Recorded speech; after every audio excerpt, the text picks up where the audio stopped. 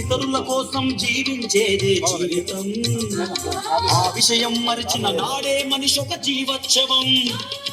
శక్తిని నమ్మిన వాడిదేలే జీవితం. నిస్సత్తువని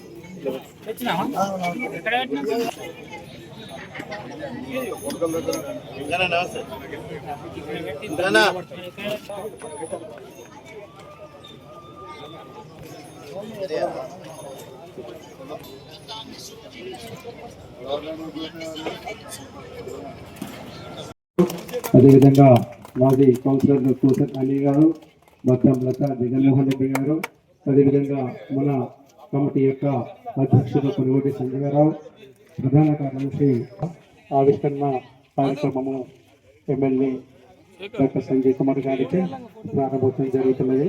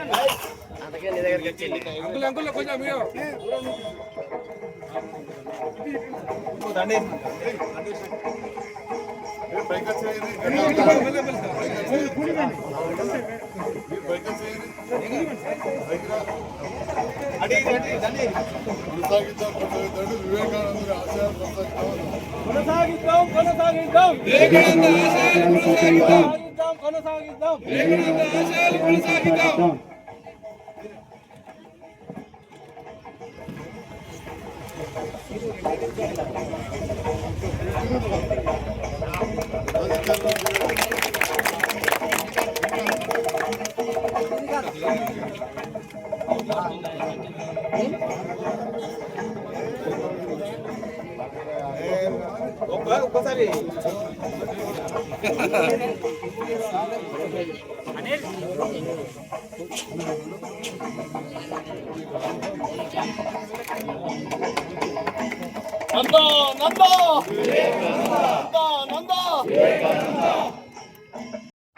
ఆహ్వానిస్తున్నాము.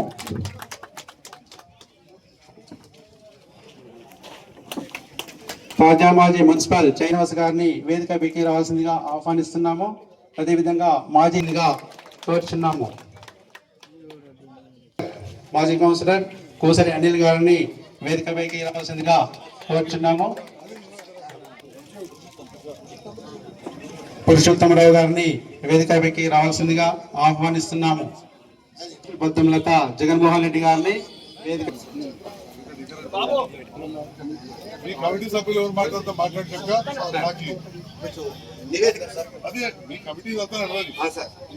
ఎన్నో కార్యక్రమాలు చేస్తా ఉన్నారు. బతుకమ్మ, సంక్రాంతి, కుటుంబ సమేతంగా ఆలయాలకు ఇది అవసరం.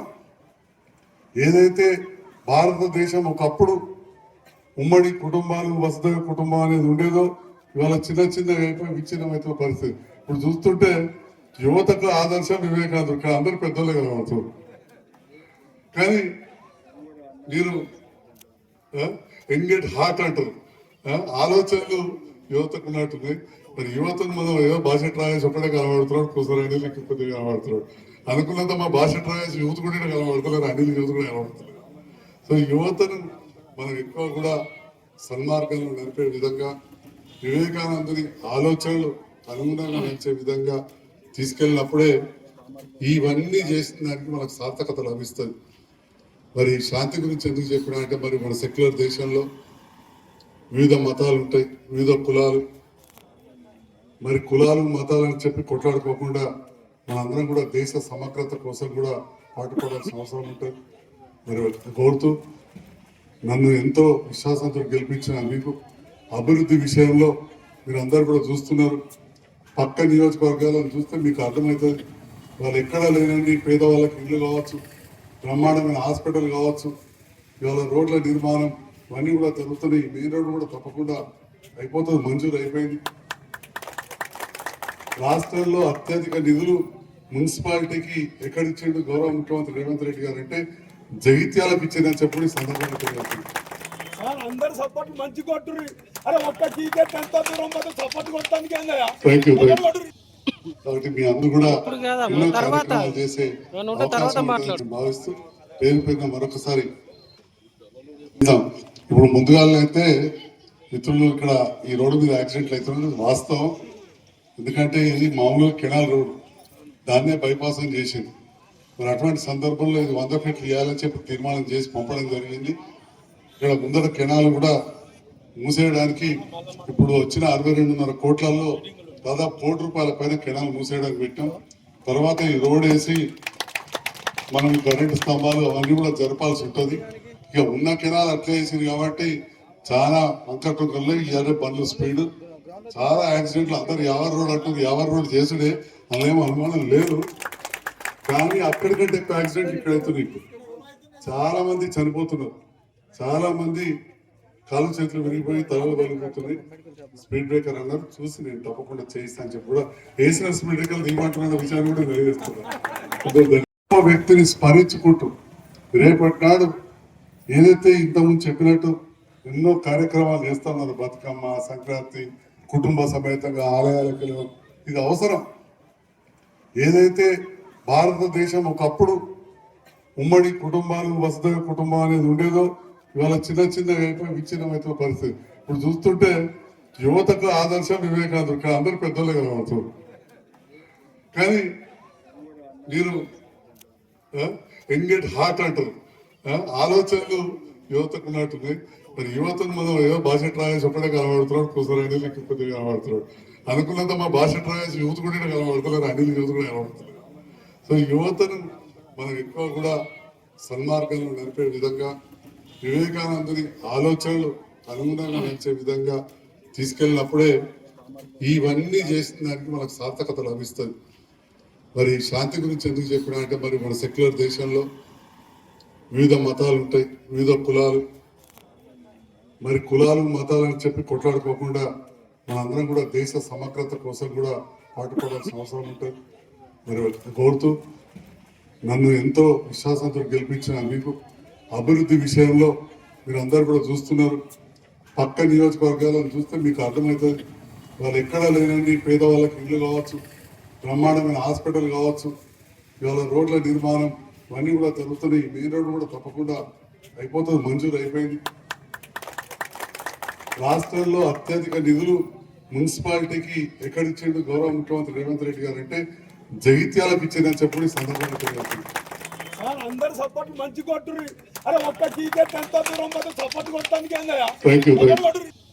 కాబట్టి మీ అందరూ కూడా ఎన్నో కార్యక్రమాలు చేసే భావిస్తూ పేరు పేరున మరొకసారి ఇప్పుడు ముందుగాలైతే మిత్రులు ఇక్కడ ఈ రోడ్డు మీద యాక్సిడెంట్లు అవుతున్నది వాస్తవం.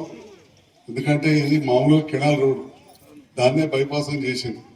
మరి అటువంటి సందర్భంలో ఇది 100 ఫీట్లు ఇవ్వాలని చెప్పి తీర్మానం చేసి పంపడం జరిగింది.